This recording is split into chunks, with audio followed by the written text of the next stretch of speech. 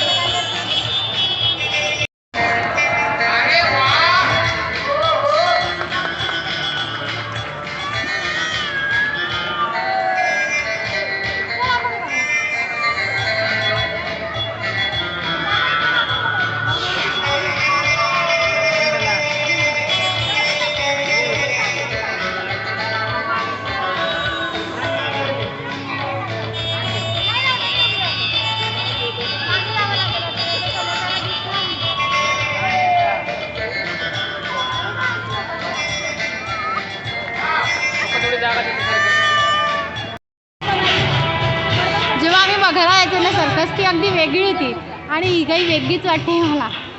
आणि काय झालंय, 300 रुपयाचं तिकीट देणाऱ्यांना आधी बसवलंय, मग 200 आणि मग 100। फरक काहीच नाही आहे, सगळ्यांना खुर्च्यांवरच बसायचंय। फक्त फरक एवढा आहे की जवळून बघा दुरून बघा, पण दुरून बघण्यात मजा असते, जवळून अगदी ते लाईट वगैरे तोंडाला चमकतात ना फोकस लाईट असल्याने, त्यामुळे आम्ही मागे बसलोय आणि व्यवस्थित दिसते। पण आपला शंभू आहे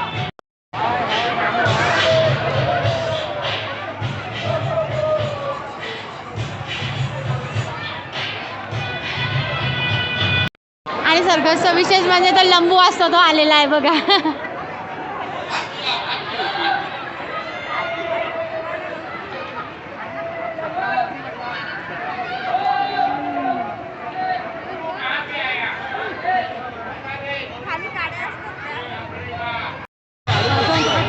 सगळी मस्त गंमत चालू आहे आणि शंभूचे पप्पा आणि शंभू बघा।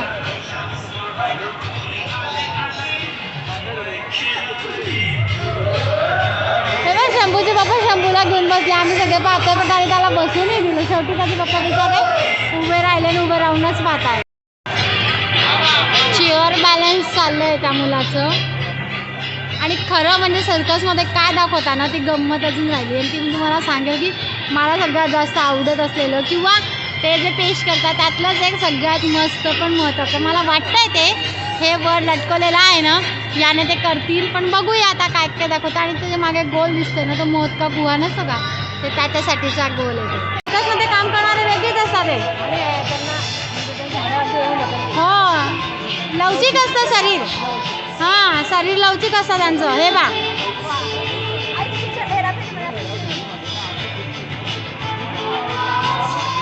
वरती चढतील आता, शरीर अगदी लवचिक आहे त्यांचं। हो नाही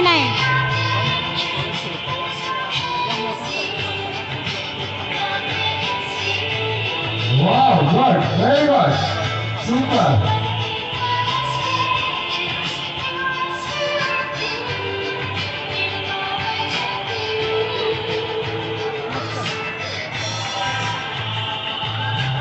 वा रे वा, छान आहे.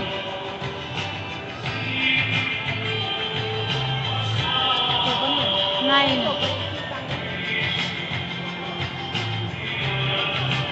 हे पाहिलं का? हो मग सगळ्यांचं हे असतं. आहे बसून घेतो, उभा राहतो.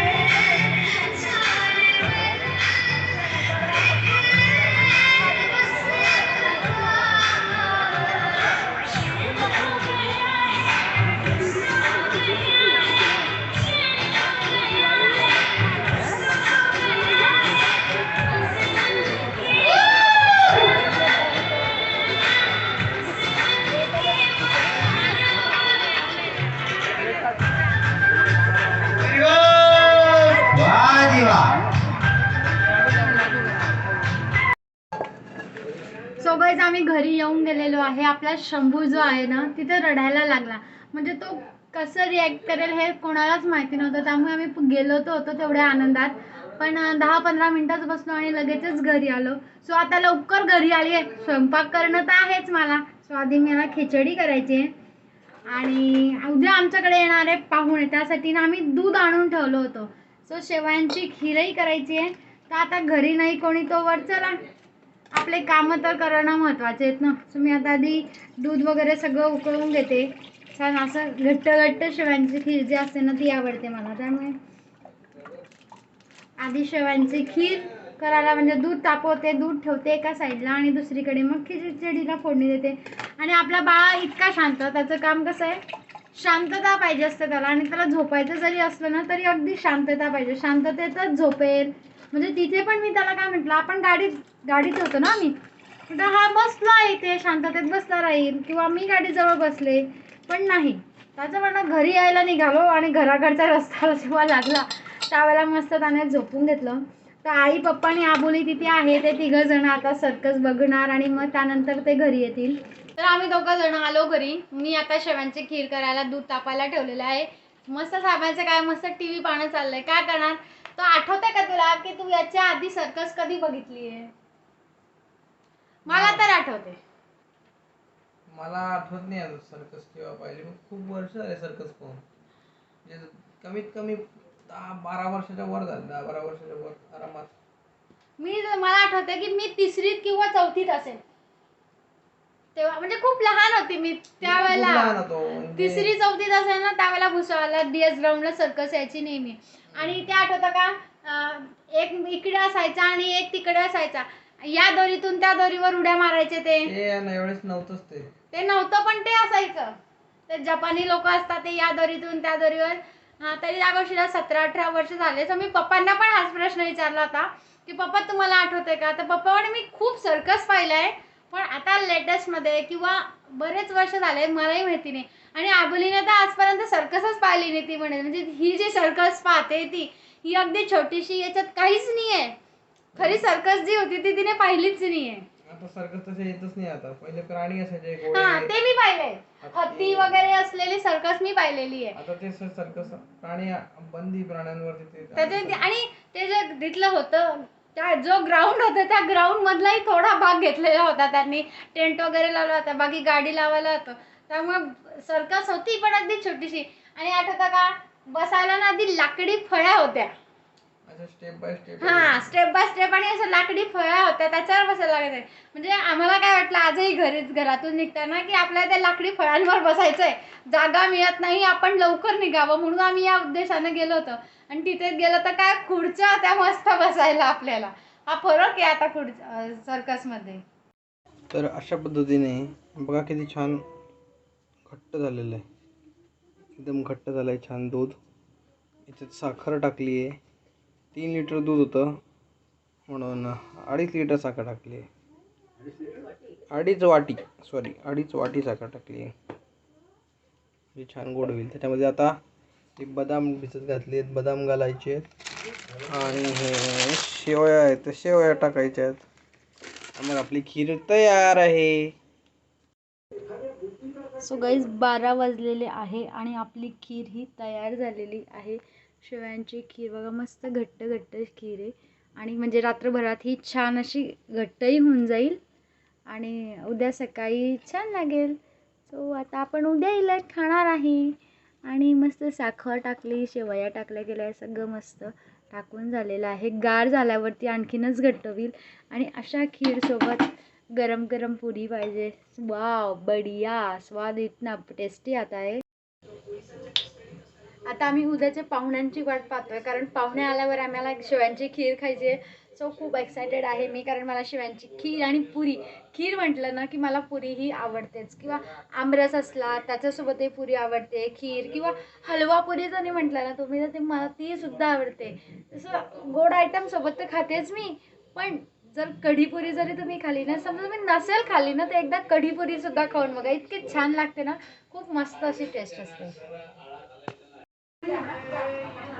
सो थोडेसे काजू बदाम टाकलेले आहे आणि आता प्लेट झालेली आहे आपली खाण्याची. घट्ट घट्ट फ्रीजमध्ये ठेवल्याने मस्त घट्ट घट्ट झालेली आहे.